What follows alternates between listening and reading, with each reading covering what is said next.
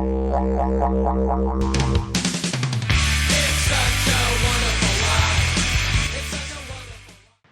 well, cool. Welcome to another Occ-Cast, Occ-Podcast, and I'm lucky enough to have one of my favourite humans, Creed McTaggart. Thank you, Creed, for coming and joining me on the Occ-Cast. Yeah, how you been?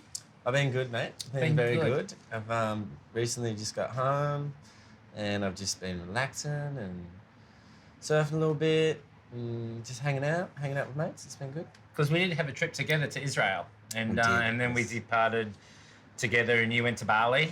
Yeah. And how was Bali?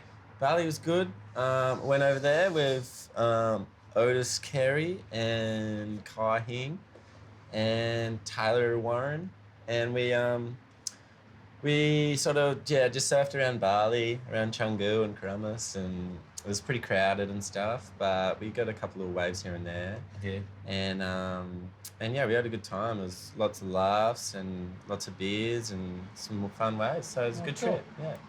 And we done the same in Israel. Yes. How good was that trip? That was a good trip. Yeah. I'll never forget that trip. Memorable trip. Memorable trip. Yeah, it was beautiful. In the Dead Sea. In the Dead Sea, yeah. Covered in mud. Oh. I paddled out way too far. You did. How was that? They called the military. They called the military, hey. You were in trouble. I was in trouble. Because I didn't hear it, but you guys were laughing, right? I'm paddling out, just going, I think I'm paddling out too far. I thought it was a buoy, but it was a balloon. It was going out. Yeah.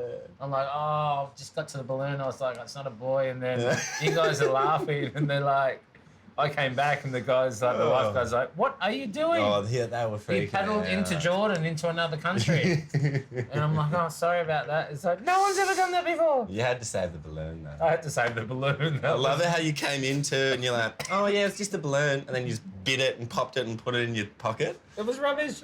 I had to clean up the Dead Sea. Like, it was just there. No one else was going to do it. No one was going to do it. That balloon was going to stay there forever. They were freaking out. But yeah, no, that was good. That was a good trip. Yeah. I love Israel. That was my second time there. And first time I went there was in January, a couple of years ago, with Craig Anderson and Dion Aegis and Josh Kerr. Okay. And we waited for like 3 months for like a swell to come. So 3 months. 3 months, yeah. So Seriously? we kind of and so when the swell hit, we flew over. Yeah. And I thought you were waiting there for 3 months. I wish. I would love to be there for 3 months. Yeah. But we were over there for I think it was 10 days, and we actually got some really fun waves. Oh, cool. But it was winter time, so it was a bit colder, and we were in wetties, and it was a bit rainy and stuff. So this time was heaps different, you know. It was it's pretty hot. It actually looks a bit more like a desert this time. Well, it did, didn't it? Especially down there when we went down to the Dead Sea. It was like 800 metres under sea level. Yeah. It was hot. Yeah. It said 47 degrees on the thingy, yeah. 47 degrees. The water was at least 30. Oh, yeah. And you get it in your mouth. And that paddle. I was I can't believe you did that. I was so sweating. I was like paddling back, just going, am I going to make it? I'm like sweating and like, don't put your head underwater. It's too salty. And that's all I wanted to do. Yeah, no. It's a good workout. It was a workout. So apart off from Israel, I've got you on my balcony on the Gold Coast. I know. Thanks for having me here. No worries. We're right at Rainbow Bay, right looking over Snapper Rocks. You are originally from Margaret River, though. Yep. And you have moved to the North Coast, living down in Byron Bay now. What made the move? I've been coming over here since I was a little grummy. Yeah.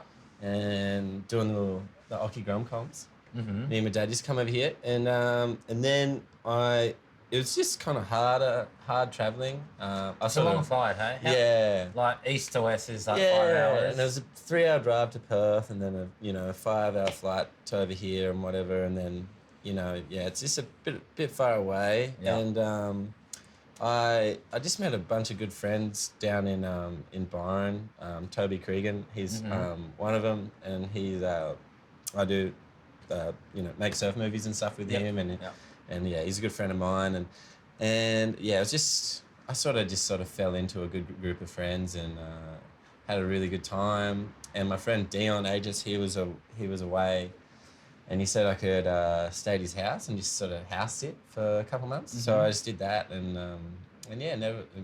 Yeah, I just sort of started, and then I lived in, you know, on couches for about a year, and then I lived in Toby's. I moved into Toby's attic. He had like this attic in the top of his house, and you'd have to climb this sketchy attic up to this. This sketchy ladder up to this attic, and it's like you crawl around, like you couldn't even stand up. There was no windows, and there was all just someone's stuff everywhere. Like there's just shit everywhere, and it was just dusty, and there was no light. And I had like a little sort of yoga mat mattress, and I lived in there for about 6 months. And then I found, I was sort of digging through all this stuff, and I found this Milo tin with someone's ashes in it, and a little note. So yeah, so I was actually living with a dead guy that I didn't even know about. And then after I found out about the dead guy, I started getting nightmares. Really? And so I had a couple night terrors. You ever had one of them? No. Man. Well, I mean, no, I have them all the time, but I mean, not like just different nightmares, but not. That sounds super weird. Did you find out who the guy was, or did Toby know? Or? No, no one knew. And you just found the ashes?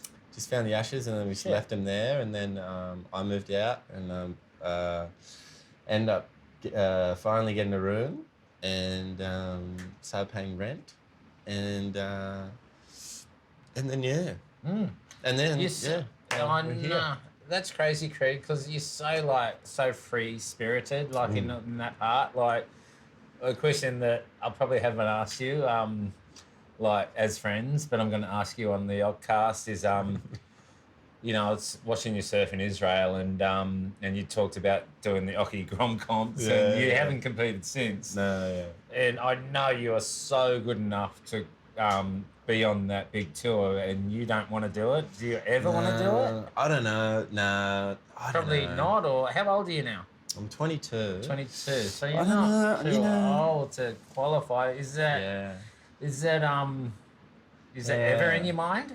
I mean, it'd Because be you're nice. so good enough to do it. It'd be nice. I don't know. I like the tour back in the day when you were doing it though. That seems more appealing. Yeah. I feel like the tour, I don't really think I would fit that well on there.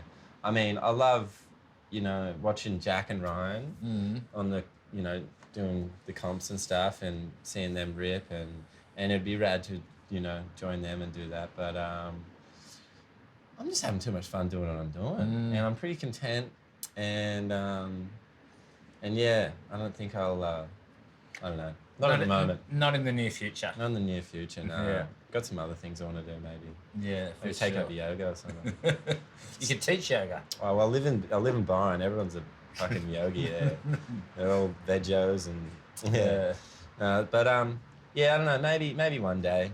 I get a little bit scared around surf comps though. I must say, I get a little bit anxiety and freak out a bit. Everyone's sort of looking at you and you're the man, and like, or like, I don't know, you're not the man. I don't know. Well, you're not the man. Well, they're not going to say that, but I mean, I just watched the US Open last night, and we had Felipe Toledo like in 1 to 2 foot waves. I'm sure you didn't watch it. No, I didn't. But he just, you know, is doing what you can do, like an air reverse and high air reverse on a 2 foot wave, and he's get really that good. 8 or 9 points, and you can win $100,000. I know. Yeah. Well, money would be nice. You know, you can never complain about a bit of money getting thrown your way.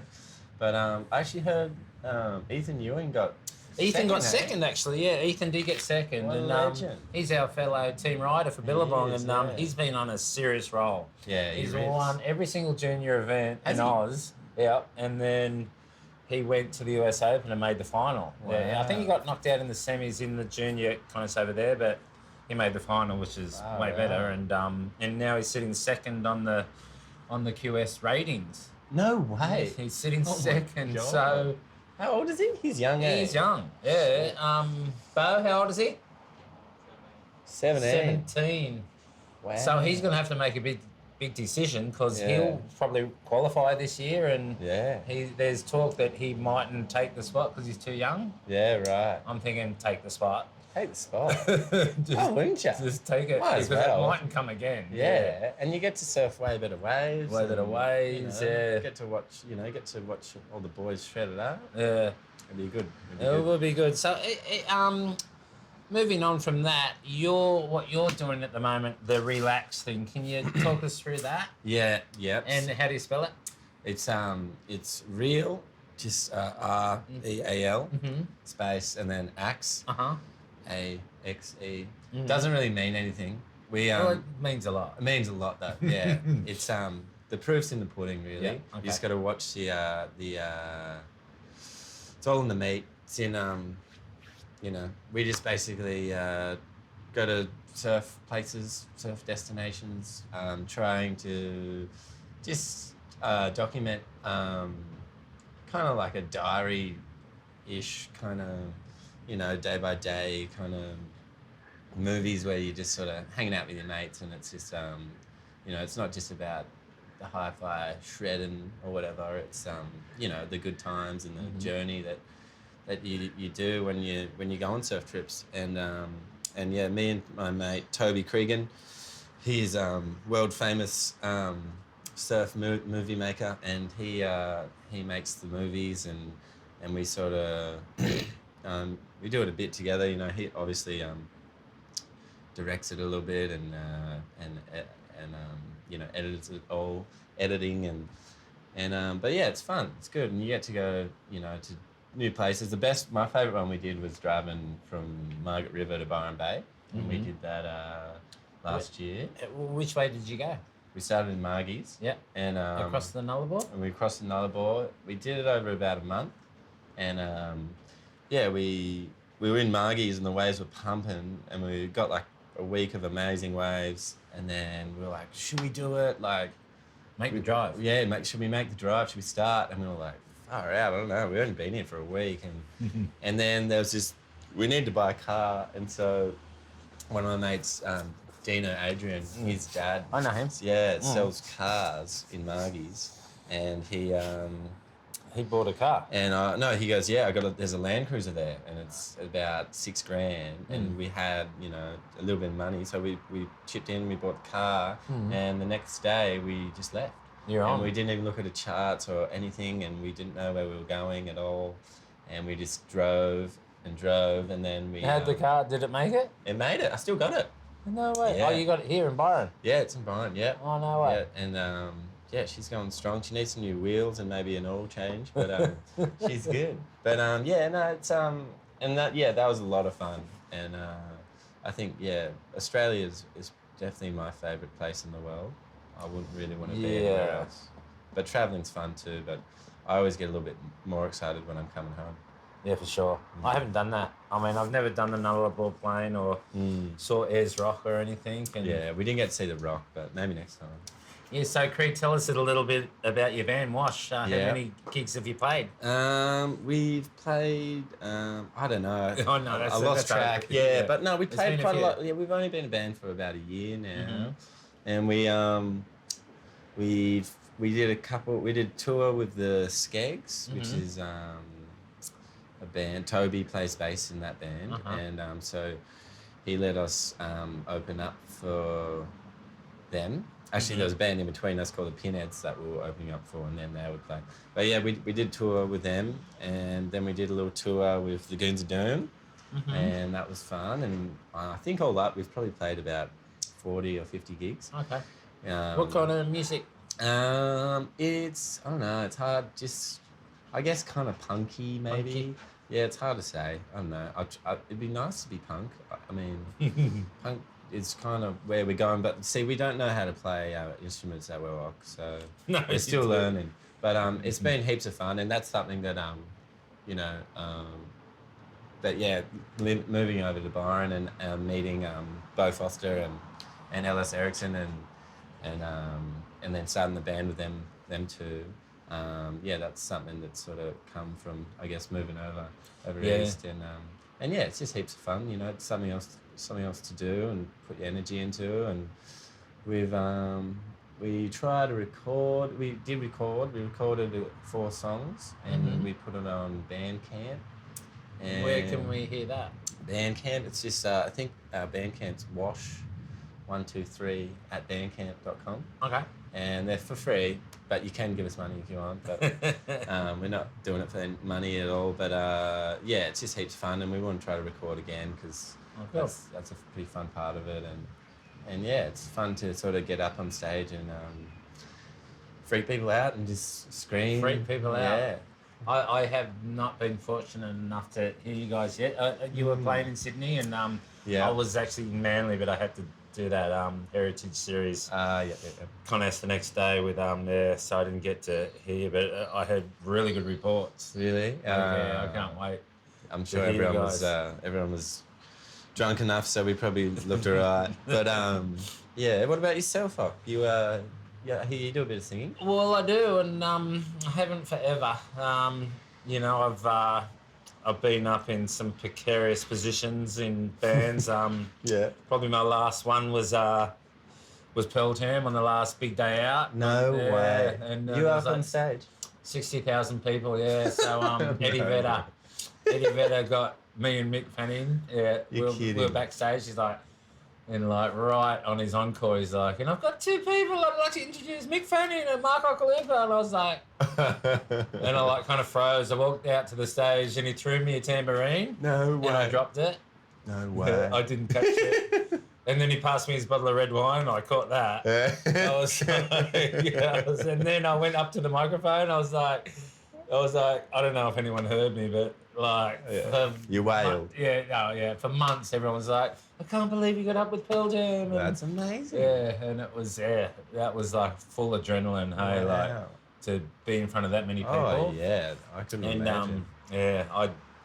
I'm a shocker for that. Like, after a few beers and like, if someone wants me to get up and sing a song, chuck him the mic. I will do it. No, it's good.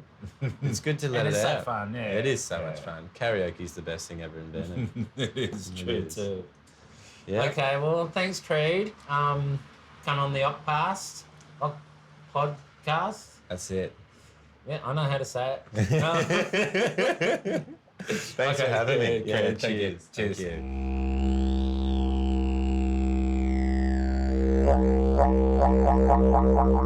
you.